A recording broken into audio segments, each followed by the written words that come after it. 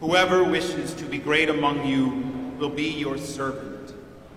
Whoever wishes to be first among you will be the slave of all. Jesus does not really mind ambition. He does not reject our desire for greatness. He gives us this desire. He only minds that we so consistently misunderstand what true greatness is. Not everyone will be a super saint, known worldwide and celebrated for the next 1,000 years. But everyone who goes to heaven is a saint. If you don't want greatness of any kind, if you don't want to be a saint, we have a problem. So here's the good news. You can be a saint. You can go to heaven, which is saying the same thing. Start by believing that, and then get to work. What work? Be a servant of God and of others. The much harder question is this: what kind of service do you do? Or put another way, what is your apostolate? Apostolate is a $5 word that means the work you are sent to do. You'll recognize the word apostle in there, which literally means sent. All Christians are sent, apostello, to proclaim the gospel, to build up the kingdom. If you are baptized and confirmed, you have solemnly sworn to participate in that mission. Most people who talk about the Second Vatican Council focus on the liturgical changes or all the confusion afterwards. But one of the most overlooked parts of Vatican II is that they dedicated an entire document to this idea of the apostolate of the laity. That each and every member of the church is sent to carry out the mission of the church. And this idea gets lost on so many people because they confuse it with the idea of ministry. A ministry is what someone does in the church in service to the church. A priest has a ministry of providing the sacraments and guiding a parish. A sister might have the ministry of teaching children at a Catholic school. Many lay people have the ministry of working or volunteering in the parish or school to help other Catholics live their faith. But most lay Catholics won't ever do ministry in that way. So the simplest distinction is that ministry is inward, the church taking care of and supporting its own members.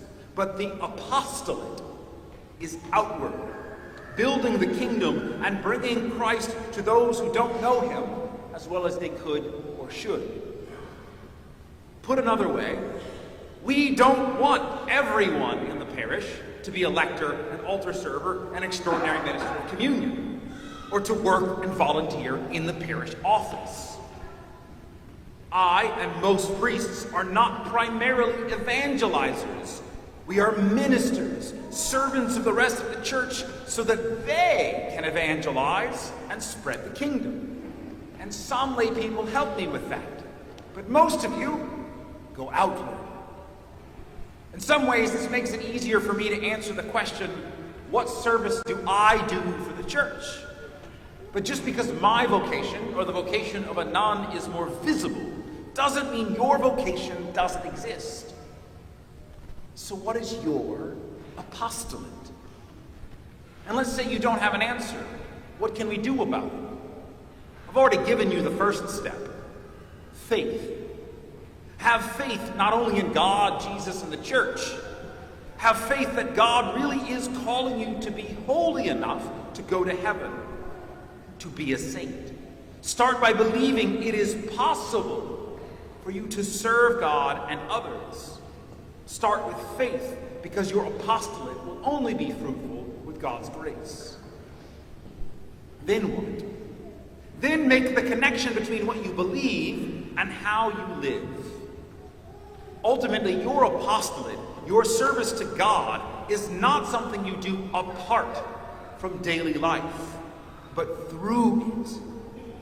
It isn't about sprinkling prayers throughout the day, going to Mass once a week, and every now and then volunteering to serve the poor, although all of those things are essential. Apostolate reaches deeper, recognizing that you are leaven in the world, that everything you do can and should be done with and for Jesus Christ. This means doing whatever you do well. Whether it's farming or housekeeping or engineering or research, whatever your responsibility, do it well for Jesus and the good of others. This requires being intentional, learning to pay attention to God's presence throughout your day as you work or do whatever you're responsible for. But this goes further. This intentionality is deeper. To consider and reflect on how the Catholic faith should guide your actions in your tasks. Catholics should show greater integrity in their work, greater respect of the human dignity of their co-workers, and a continual willingness to do the right thing even when it costs us. And without being artificial or dishonest or preachy, you can and should look for ways to accompany people in your workplaces, in your hobbies, in your hangouts, in your family, to accompany them in their search for meaning, to share your faith with them. This means periodically picking one or two people in your life, praying for them intentionally, reaching out and intentionally building friendship with them, and then sharing your faith through that. There are people that I will never reach, that you work, live, and hang out with all the time. Atheist mechanics might never become friends with me or listen to a word I say, but they might be your friends if you're a mechanic. And if you do not bring Christ to them, maybe no one will. But really, what's probably the most distinctive quality of a Catholic lay apostle is their attitude towards suffering. It is through his suffering that Jesus justified many, as our first reading put it. Jesus promises James and John will receive glory, but only through the cup and baptism of suffering. Every vocation, every career, every life comes with suffering. It is unavoidable. What a Catholic can do is use that suffering for the sake of their apostolate. When a Catholic faces their share of suffering with faith, hope, and love, it transforms them and the world around them. By drawing on God's grace in their sufferings, lay Catholics ought to demonstrate less cynicism, less resentment, more joy, and more peace than the co-workers, colleagues, friends, and family who do not have their faith.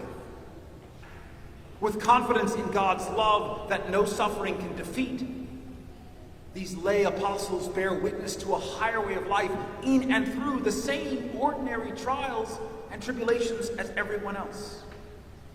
And that is at the heart of a truly fruitful apostolate, to make Christ present in the daily crosses of life. Neither the priest nor the lay Catholic has every answer. We cannot solve every problem. What we can do, however, is face every question and trial the world faces right along with them. Only we do so with a hope that this world cannot give. The world wanted a ruler when Jesus came. But Jesus did not come to rule. He came to ransom us from this fallen world. And one day, he will rule in perfect glory and splendor when the world is made new. But those lost in the world cannot have this hope unless we tell them. So whatever form that takes, whatever way you reach reach out to your friends and family and coworkers, whatever small groups or efforts you initiate to reach people I could never reach. That is your apostolate of hope. So let's get to work.